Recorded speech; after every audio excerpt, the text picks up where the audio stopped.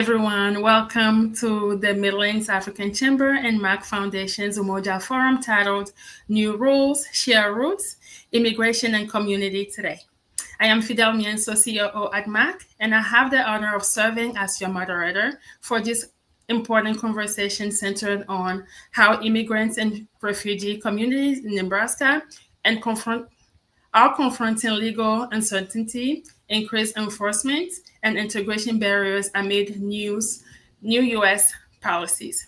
Today, we'll explore shared opportunities, collective challenges, and ways forward through 5 key lenses: policy impact on daily life, barriers to integration and justice, legal advocacy and civil protections, enforcement, detention, and community trust, as well as community adaptation and resilience. We are joined here by my co-host, Chelsea Akyeampong, who currently serves as Programs Coordinator at MAC.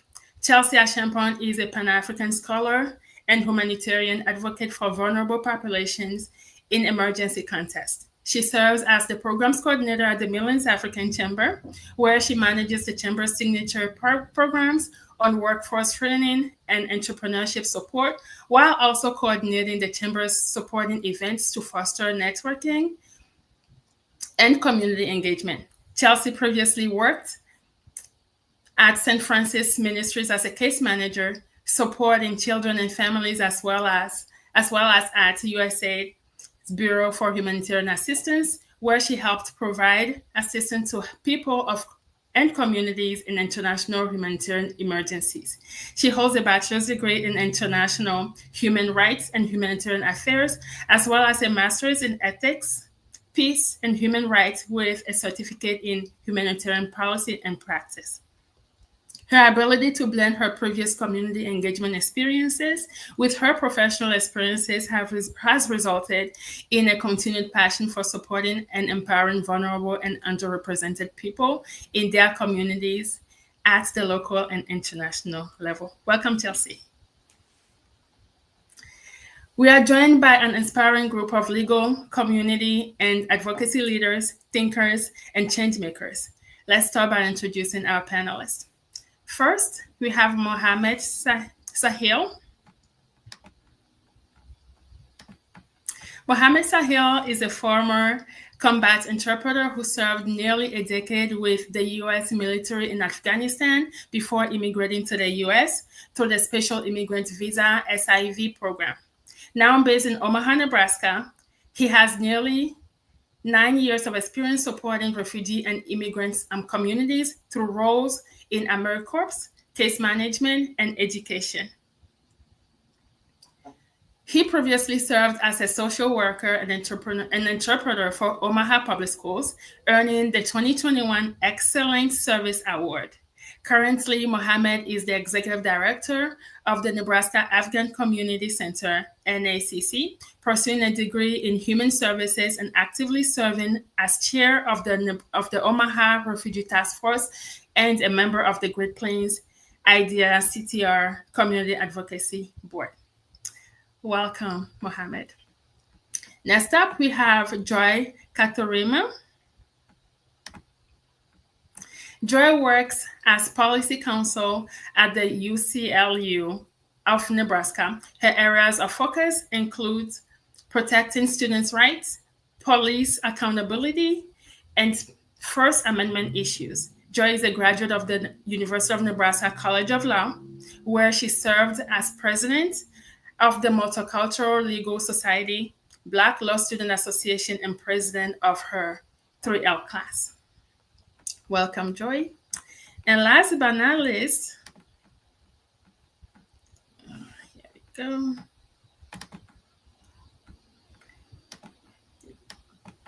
Here we go. Last but not least, we have Jannette Castro Gomez. Jannette Castro Gomez is a dedicated student at the University of Nebraska at Omaha, pursuing dual degrees in Latino, Latin American Studies, and Criminology and Criminal Justice, with a focus on victimology.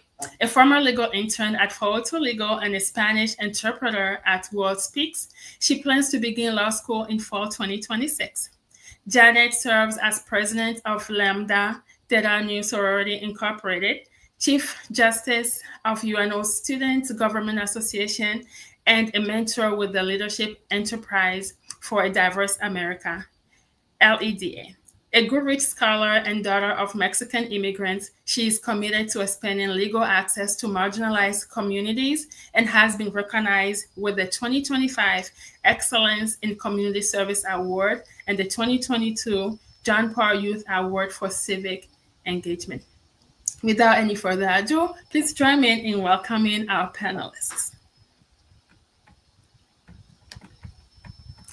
To begin, let's explore how immigration policies at both the federal and local levels directly shape the everyday experiences and challenges faced by the immigrant families in our communities. To start off, I'm going to direct this question to Mohammed. Let's talk about the impact that policy has on immigrants, refugee, and historically marginalized groups such as racial minorities. How do local Nebraska, Omaha, and federal immigration policies together shape the day-to-day lives of Afghan families you've worked with? Good evening. Thank you so much, Fidele, and everybody on the panel as well for having me here. Like Fidele mentioned, my name is Mohammed Sahil. I'm the Executive Director of Nebraska Afghan Community Center. I think with current changes and policies for the immigrations, there is. Can you guys hear me fine, right? Before I go, okay. Yes. So the policies that have changed on the federal level, I think that created a lot of uncertainty for the Afghan families as well. The families who actually arrived after 2021, after the fall of the government in Afghanistan, most of those families were actually paroled into the U.S. Through a humanitarian parole process, but a lot of those families had like immigration pending cases, asylum cases. So a lot of those families have went through so much stress, and they also feel that they were some sort of a betrayal for them because there was a lot of stuff that was going on, and it's still going on. It's not actually done yet, but they were feeling that uncertainty, which caused them so much burden on their mental health and so much for them to cope with.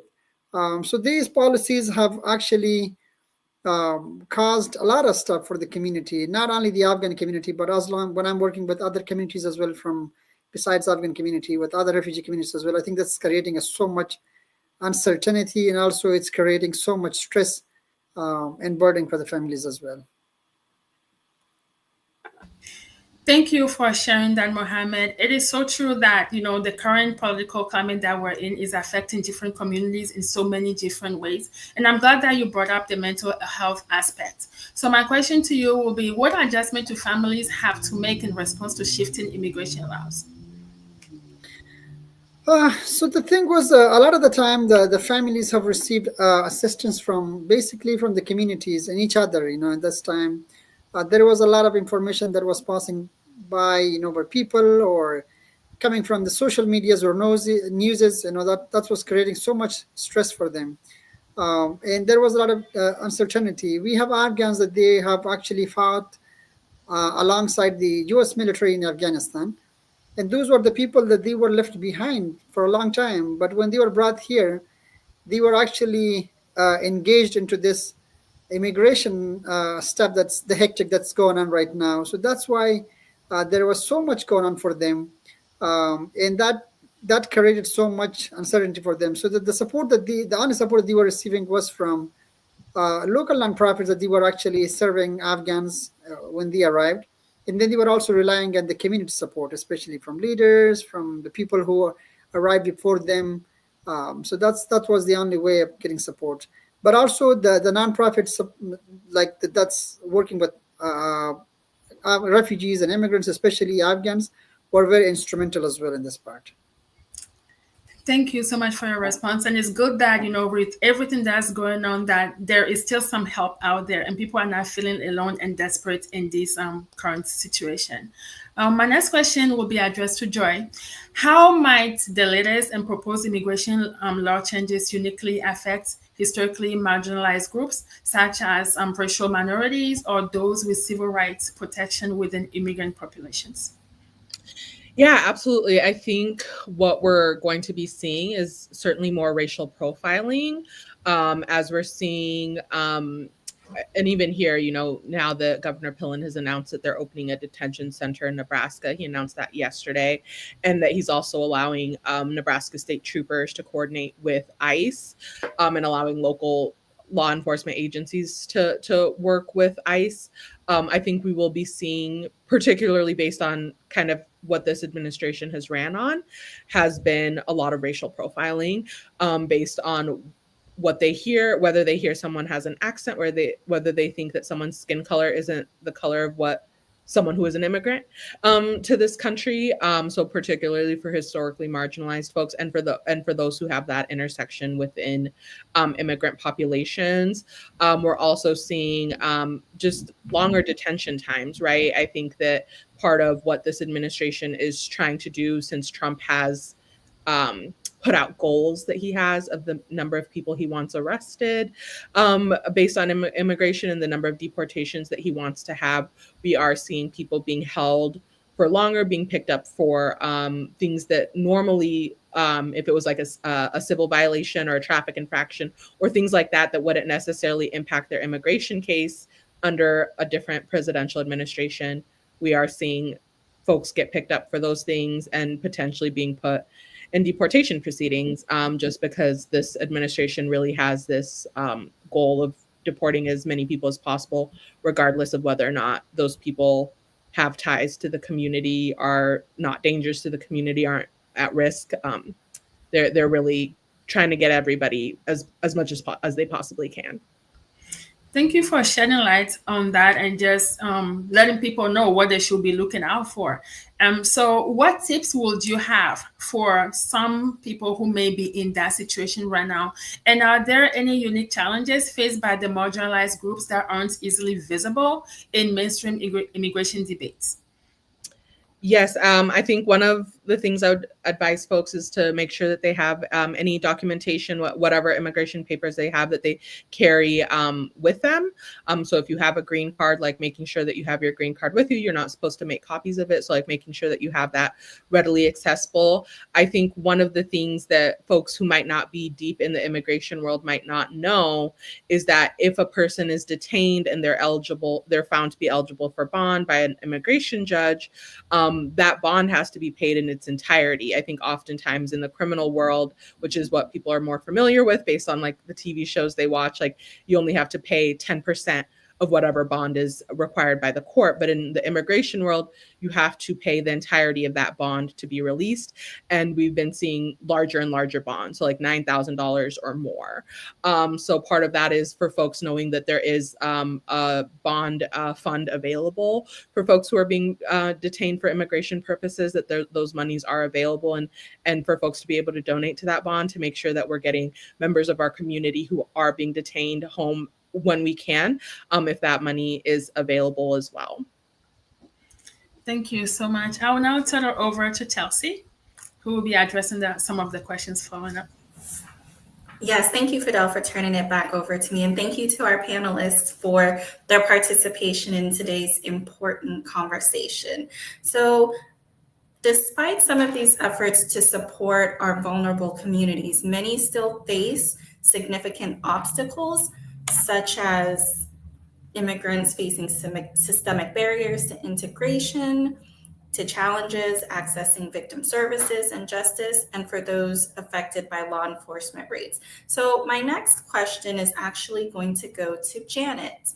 How are the expanded ICE actions affecting victim services and justice access for those caught up in enforcement who may themselves be victims or in vulnerable situations?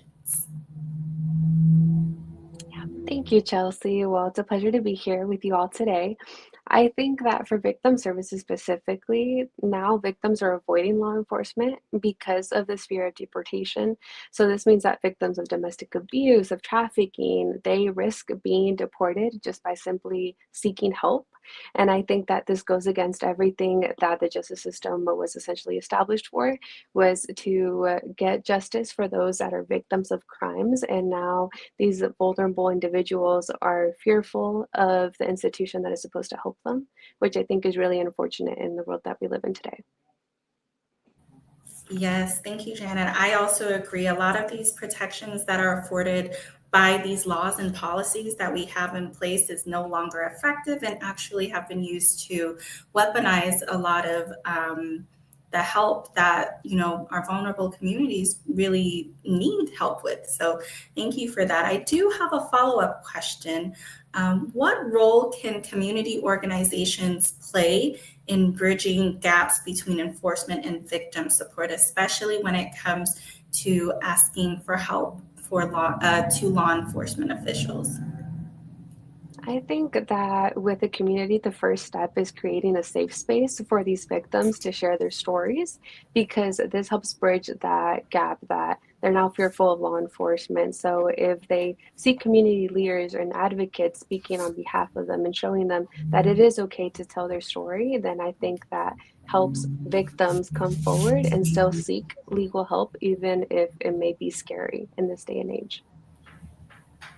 Thank you, Janet. That's very true. Creating safe spaces for not only victims, but also people who experience threats to their protection rights. So thank you for that. My next question actually goes to Mohammed. What barriers remain in U.S. policies regarding integration and resettlement of Afghan refugees, such as access to education, employment, or mental health support, and what gaps are the most urgent that we need to address? Thank you so much, Chelsea. Yes, I think this question is kind of like, because we work on day-to-day basis with Afghan families on the front line, so I can answer this question really well, because right now we have a lot of Afghans that they are facing in immigration status insecurities. For example, a lot of the Afghans have arrived in 2021 and they were given the parole status, the humanitarian parole status, which they're kind of like facing pending asylum cases. So basically, there is a lot of Afghans that they're kind of right now living in a limbo because their cases are being processed or it's pending. So that's taking them a longer time for the government to process. And then in the meantime, we have these raids and this other stuff happening. So that's kind of creating so much for them as well. So this is creating so much uncertainty for them to be sure that there is a path for them for permanent residency, to become green card holder or to receive permanent residency. So these are one of the basic thing that when we face work with families, they actually mention this issue a lot. Language access is another one that they actually are having issues with that as well. So there is not a lot of language access available to them, especially in their native languages like Pashto and Dari. Employment challenges too. We have families that they actually are dealing with issues with employment, especially right now. We have several families that their work permits are expiring. So basically, they are not eligible to go to work. But in the meantime, there is a backlog of processing those work permits for a lot of refugees, not only Afghans, and that's creating so much uncertainty for them. So if you don't have a work permit, you cannot work, you cannot receive public benefits, you cannot receive other stuff. So basically, that's what we are seeing with some of the refugees, especially that when I work with. Mental health is another thing, because all of these things that I mentioned is creating so much mental health for them, besides this immigration stuff. So it starts with immigrations, and then we go down to employment, and then it's mental health. So this is all kind of connected with each other. So that's why there is so much going on with these current things right now. So the urgent gap, I would say, will be like that. This is starting with immigration. The first phase is starting with immigration, especially like if their cases are being pending for a long time, or they're not receiving the document they need, that's going to create them so much as well. So I hope I was able to answer your question, if that's what you were looking for. Yeah. Yes, you are. Thank you so much, Mohammed, for your input on that. I just also wanted to ask, this question is to both you and possibly Joy. My question is about how can communities leverage these resources or provide these resources and use it in policy recommendations to really support the communities who face these barriers?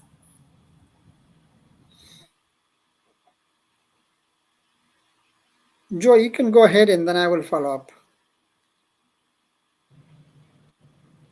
I think part of it is that education piece. I think that the folks who are making immigration policy at the federal level don't have a true understanding of how the immigration system works. A lot of the verbiage that we hear is, they need to do it the right way or get in line. And kind of like what Mohammed said, like folks are trying to do that, but the processing times take so long. Like instead of passing comprehensive immigration reform, making sure that there's pathways for citizenship or for folks to get to get an LPR status, I think that Congress has failed many times in trying to make that work. So I think one of the things that I think communities can do is kind of educating others about whether it's their personal immigration story, whether it's folks that they know how they immigrated here or the process or how long it took or the amount of money that it took. I think that folks don't realize, like, people are paying tens of thousands of dollars, whether that's in attorney's fees, whether that's potential bond postage, just to try and get, like Mohammed said, even just a work permit to be able to feed their children, to be able to pay rent, to be able to just make a life for themselves. So I think both of those things, knowing how the economic impact as well as knowing like the lack of knowledge is really impacting what our policies are looking like now.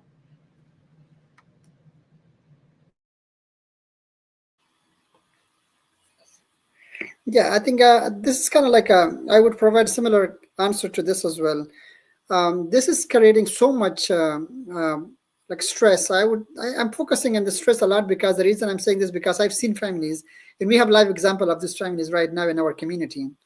They usually come to us and ask like these questions, like, what should I do if something happens to me? And sometimes those answers, but you cannot tell them that that there is very uncertainty, especially with this administration, So we had several families that they were kind of like trying to even like migrate to other countries from the US. They say like, oh, we're going to go to other country because if I'm going to stay here, I'm not able to work or not able to get my documents, then I have kids and family that I will not be able to provide for them. So then we all going to become homeless. So they say like, instead of staying here, why not go into another country? At least I might get some sort of support. Another example of this will be like we had a family that they actually left and they all went to Canada and they were returned back and said like, oh, you have a pending case, so you have to go back to Nebraska. I mean, these are the reason the families are doing this because they're looking for, this is the only survival way for them. They want to survive. They are not looking for something, but they just want to survive. So these are the things that they are actually creating so much for the families, especially with mental health, to struggle with daily lives, that there's so much going on. So I think with current changes and this policies and stuff, this is not helping, but this is creating more issues for families. Yes, thank you so much, Mohammed and Joy, for providing some insight into the barriers that immigrant families that are facing here in Nebraska, as well as what can community do to provide support to them as well, and how it can be incorporated into policy recommendations. So I will pass it back to my co-host Fidele to go on with some of our other questions. Thank you. Thank you, Chelsea. Now, having explored the systemic barriers immigrants face in integration and access to justice, we now turn to the critical role of legal advocacy and civil rights protections in safeguarding these communities amidst expanding enforcement. So, Jannette, How can community leaders and local advocacy adapt to better support immigrant victims of enforcement, especially as raids and detention expand under new policies? Yeah, so I think that this is a very difficult thing to think of how exactly can we go about this, right? But the first thing is just increasing outreach within communities and showing these vulnerable immigrant populations that there are community resources available and making people known of them so people can actually use them in the first place. And I think that forming rapid response networks, even if it's just notifying your local community of potential ICE spottings, whether that may be within the city, within the state, I think that having the community aware of the activity that's happening around us can really help to ensure that there are immigrant victim services around in case that a raid ever does happen.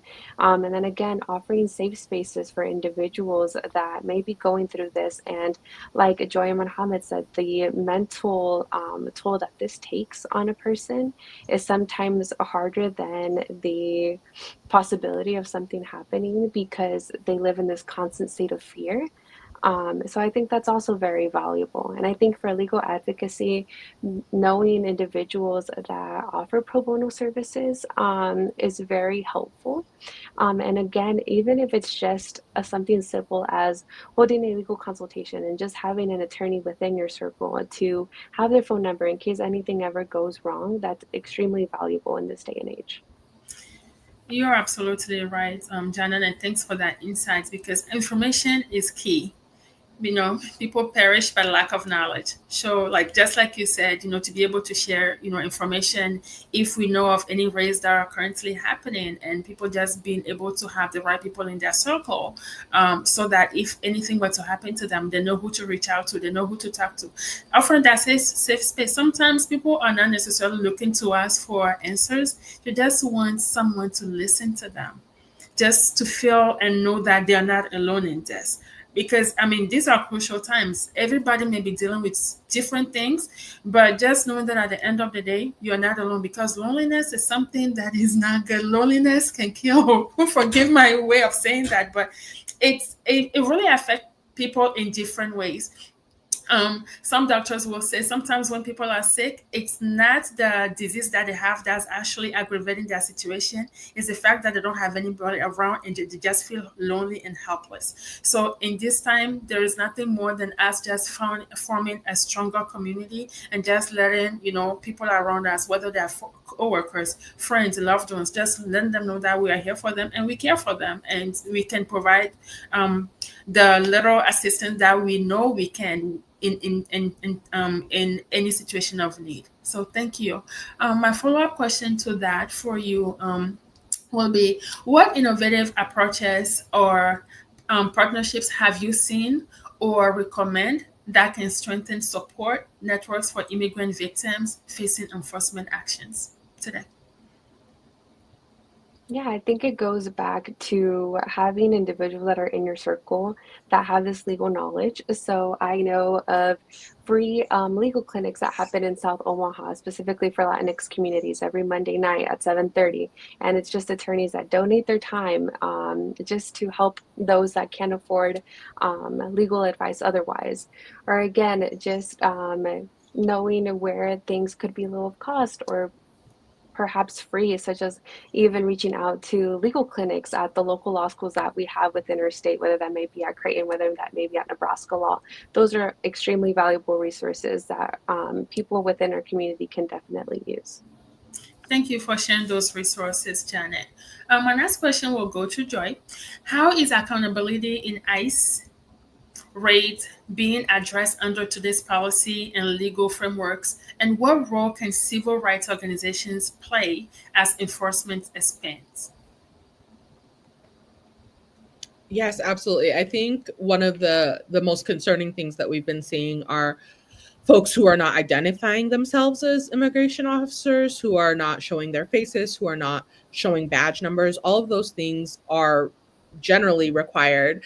The federal law is sometimes a little bit different than state law, but those are things that we as a community need to be pushing, whether it's if you see somebody in the neighborhood, letting them know that they don't have to open their door to ICE agents if the ICE agents don't have a valid warrant that's signed by a judge, by an immigration judge. I think both CIRA and which is the Center for Immigration and Refugee Advancement, as well as the ACLU of Nebraska, both have on their social media sites like how to tell what a valid judicial warrant looks like.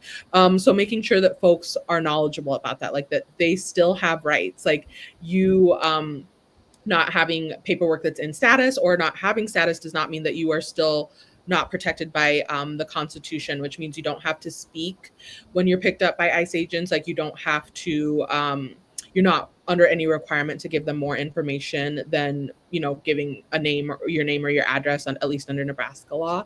But I think one of the biggest things in terms of accountability is just the fear that ICE is kind of inciting in using like unmarked vehicles and keeping their faces hidden. And those are things that community members can know that they're allowed to record ICE. Like you're allowed to record any sort of really any interaction with law enforcement.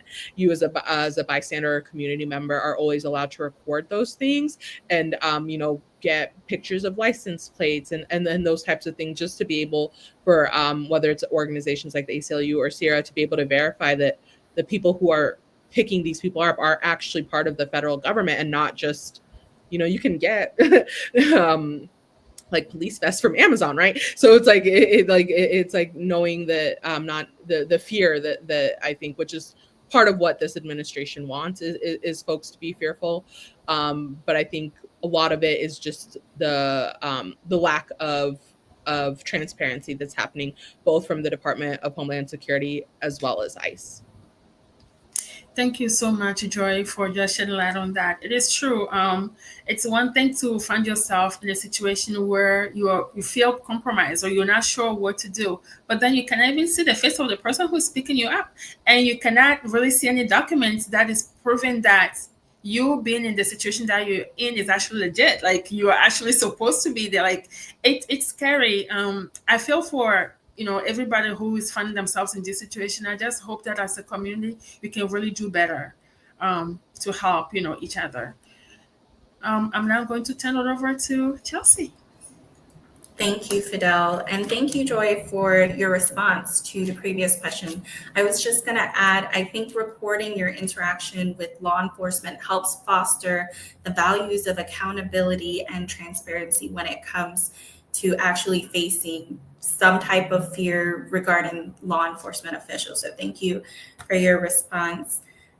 Building on our discussion of legal advocacy and civil rights protections, I now want to turn to the broader impacts of enforcement and detention policies on community trust and the lived experiences of immigrant families. So my next question can actually really be answered by all three of our panelists, so feel free to offer any insights. My question is, what policy reforms are being raised to balance effective enforcement with the stability and the unity of immigrant families and communities?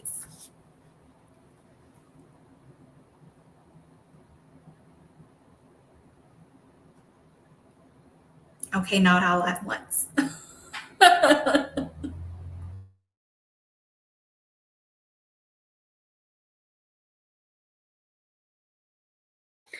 Chelsea, can you elaborate on this one a little bit?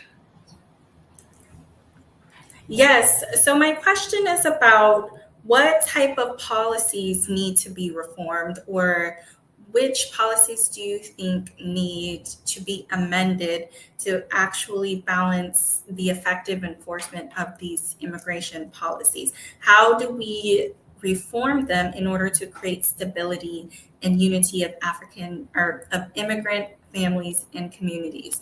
So what can we do to advocate for reforms of immigration policies, or just policies regarding immigration and law enforcement, to better create stability? And like you were talking about stress, how do we help alleviate some of the stress and the fear with reforming some of these policies?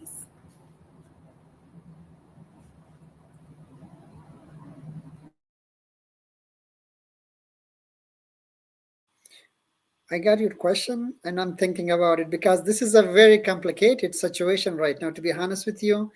And this is like a chain because everything's are very interconnected, So we say like when the water from the above is dirty, it will come down dirty as well, even to anybody.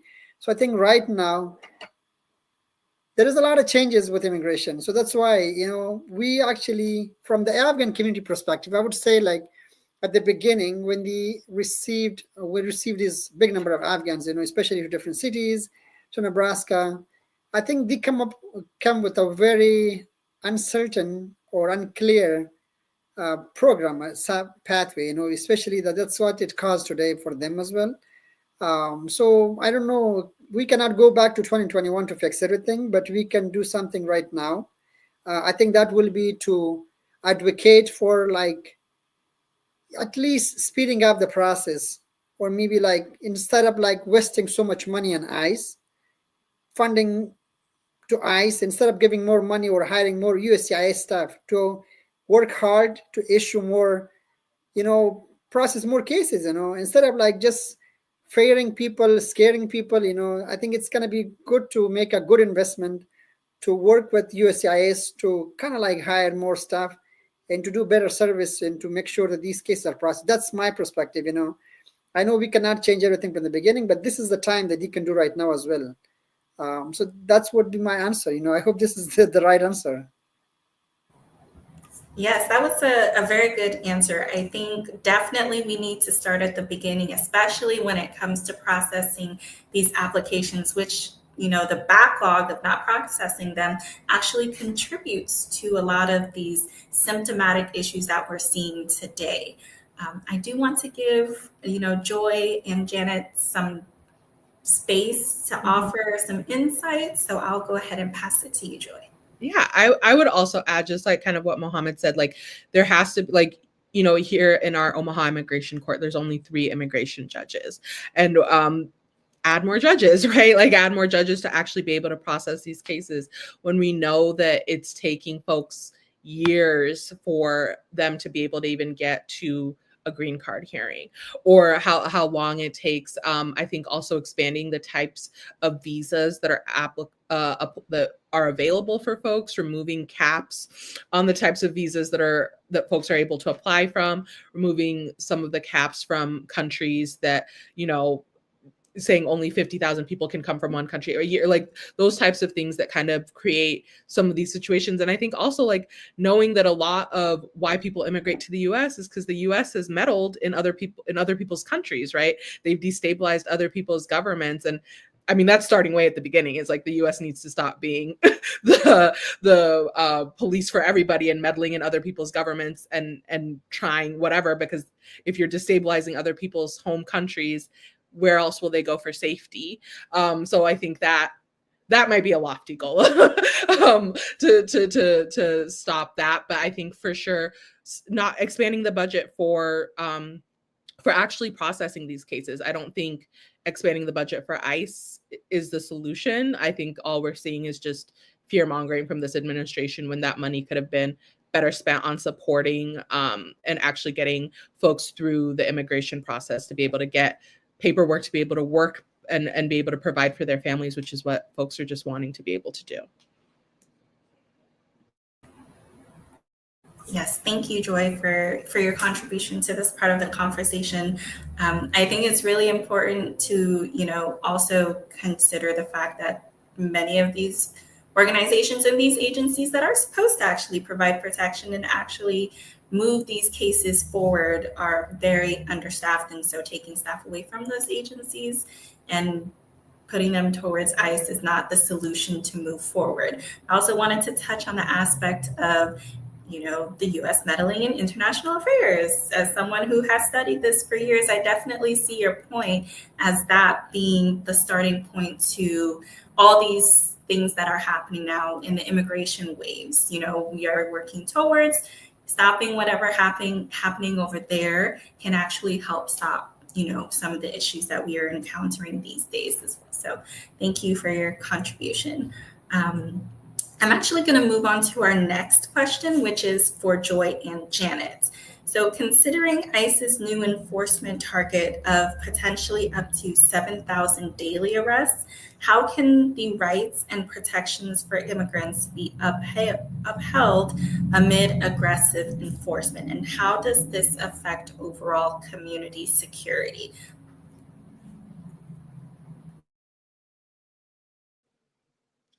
I can touch on that first. So I think unfortunately the access to having legal representation is very costly, especially if we aren't able to obtain those free or low of cost services. So I think that unfortunately with the immigration policies that we're enduring today, a lot of it falls to the immigrant to be educated, whether this may be just carrying your little red card that's like your Know Your Rights card, or just having access to mainstream media that'll have you informed on the recent policy changes. I think that unfortunately a lot of it now is your own responsibility to make sure that you are aware of everything that's happening around you. And unfortunately with community security, sometimes it feels like there isn't any, because again, we live in a constant state of fear, not knowing what's going to happen, or with this administration, what changes are going to be happening from day to day. So we just have to make sure that, again, there are close ties within our community, and making sure that, like Fidele had mentioned earlier, that education is power, and knowing your rights will go a long way throughout this time. Yeah, I don't think I would add too much else. I think having an attorney can make such a huge difference in these cases. Immigration law is incredibly complex and it's changing every day. So I think something that could be helpful is like folks who are licensed attorneys, and you don't have to be a licensed attorney in the state of Nebraska since immigration court is federal. You just have to be licensed somewhere to be able to practice in immigration court. But like, even if some of the law school professors could give like a immigration law 101 to attorneys who are interested in providing pro bono or reduced fee or low cost services. Because sometimes I think the biggest barrier is that it does cost a lot to hire a private immigration attorney. And for folks who are already might be struggling, or who might already have like the primary breadwinner who's already been detained and unable to work, it just makes it that much more difficult to be able to access those legal services as well. So ideally having more lawyers who are providing free or low cost immigration services would help. I think at least give folks the opportunity for them to be heard in court, and someone who will understand how to advocate for their rights. Thank you, Jannette and Joy, for your wonderful insights. It's very true. Jannette, you were saying it feels like there is no community security. And that's unfortunate, because really the first level of protection outside of the family is your community, your support network. And I just wanted to ask, what can we do to maybe increase or ensure community security? I think you touched a bit on some of these rapid response networks that can help increase the safety of immigrants in our communities, but is there anything else that we can do as part of individuals' psychosocial support network? What can we do to make them feel safe and to help alleviate some of these fears? I think that the first step towards increasing community security is, like how we mentioned a little bit earlier, is just sharing their stories with individuals that are going through the same thing. Letting everyone know that you're not alone in being fearful, and that you have every right to be fearful of everything that is happening and that is going on. And I think that sticking together and being that emotional support for one another, and I especially see that from a student perspective, that I have classmates who are even fearful of attending class, which is really unfortunate. And just being there, and even if it's something like, hey, like, what did we learn in class today? Here, I'll pass you the homework. Even if it's little things like that, that help each other out throughout these hard times, I think is extremely valuable.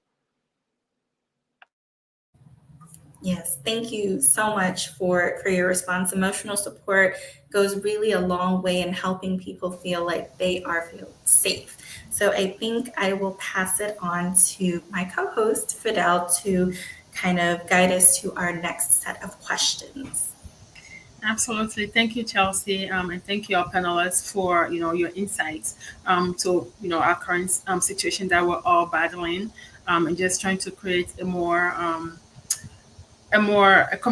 better community for everyone, so that when you wake up every day, you're not wondering, oh my God, what's today is going to be like. People are thinking that every day, but when they see a friendly face out there, it gives them that moral support that they just need to boost them to help them keep on going. So thank you all for just being here and able to shed light on this. We're going to touch base on the last segment of this program today, which is community adaptation and resilience. Having examined the impact of enforcement and detention on community trust, we now shift our focus to the inspiring ways immigrant communities adapt and build resilience in the face of these challenges. I want to just address one question before we move forward, and this is going to go to Jannette.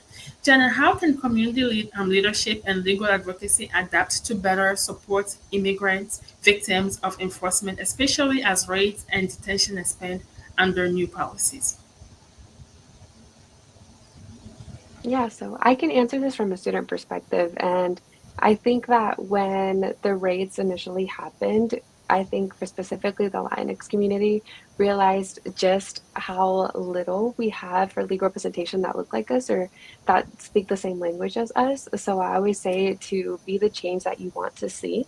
So although it's a long process to get there, I think that having attorneys that, will one day look like you, who will one day understand your backstories, and then them getting to leadership positions to then not so much having the responsibility be on changing the policy, but maybe changing the policymakers to individuals who actually have lived through these experiences and understand it. It may not be a short-term solution to see how these changes will affect our day and age, but little by little, the more people that we have who understand our backstories, I think the better the situation will seem in our political climate. Thank you, Janet. I couldn't have said it any better. You hit it right on spot, because having people who have actually dealt with the same situation or been in your shoes, it helps. It's a different perspective, period. So just having policymakers and change makers that look like us, and who know what struggles we have faced in the past, and who know the struggles that we're currently facing, will help amend some of this situation.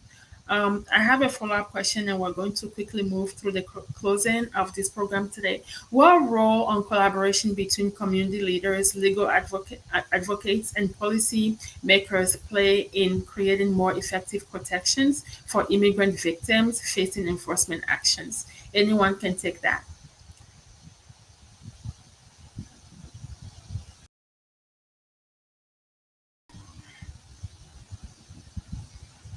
Joy?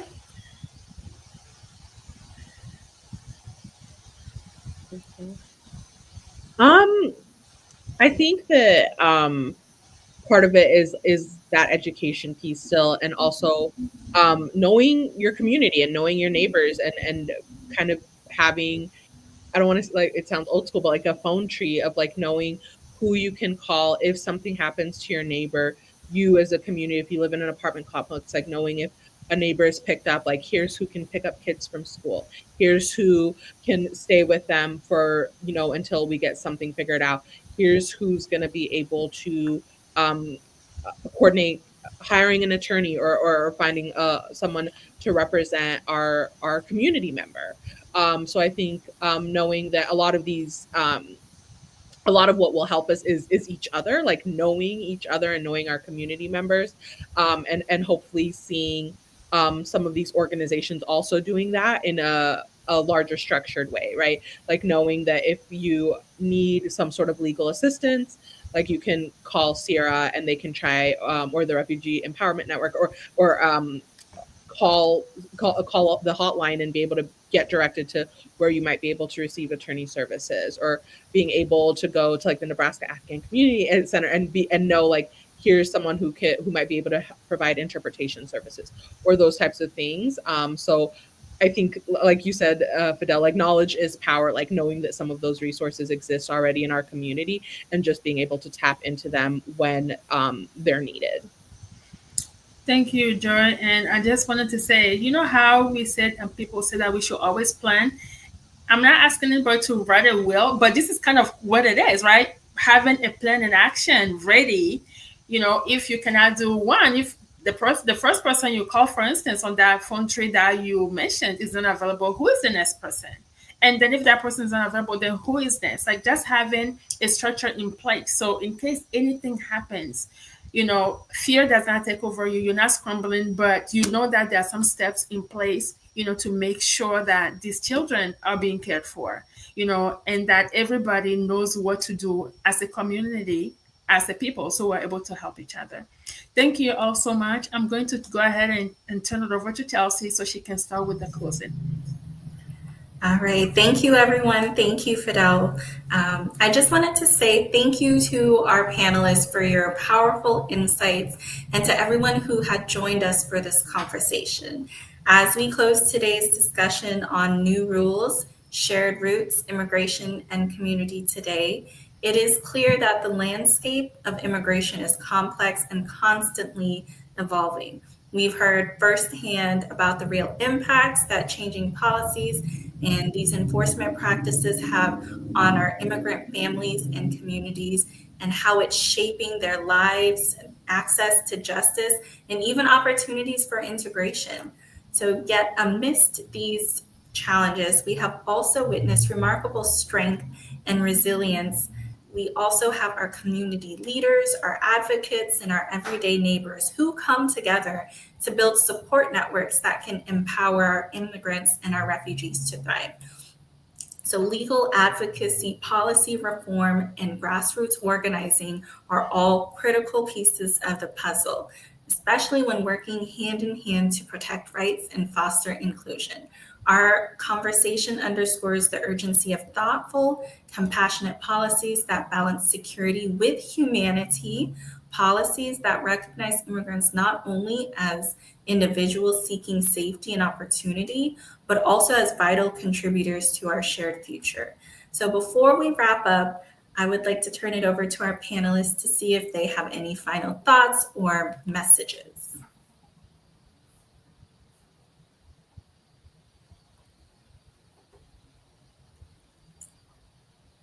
Okay, we can go ahead and move forward to you, Fidele, to close us out. All right. Again, thank you all to all of our panelists and everyone who has joined us. Thank you for sharing your insights and your experiences, and to all of you who have engaged in this important dialogue. Before we wrap up, here are some upcoming events for MAC for you to mark on your calendar. First, we have our EGA Peach at AfroFest on Sunday, August 31st at 4 p.m. We also have our MAC B2B Agora on Tuesday, September 9th at 9 a.m. Be sure to join me on Power Hour tomorrow at 5:30 p.m. featuring Mallory Cranwell with 1B's City of Omaha. Also, stay tuned to get details on our next September SUDAP event. We are excited about our 2025 Gratitude Awards taking place at the MCC Culinary Arts Institute on Saturday, November 22nd at 5:30 p.m. If you haven't yet, please make sure you visit fundmac.org to purchase your ticket and donate towards our MAC Scholarship Drive. We have raised almost $17,000 this year. Our goal is to raise $20,000 in order for us to award 20 scholarships. We are counting on our community to do so because you guys are our tribe and you've always supported us. So please make sure you donate. Every penny and every small donation counts. Let's carry forward the spirit of collaboration and continue to build bridges of understanding and support in our communities. Together, by recognizing our shared roots and embracing new roles with wisdom and compassion, we can help create a future where everyone has the chance to belong and flourish. Thank you so much, and we look forward to continuing this journey together. Thank you all, and have a great evening. Thank you so much.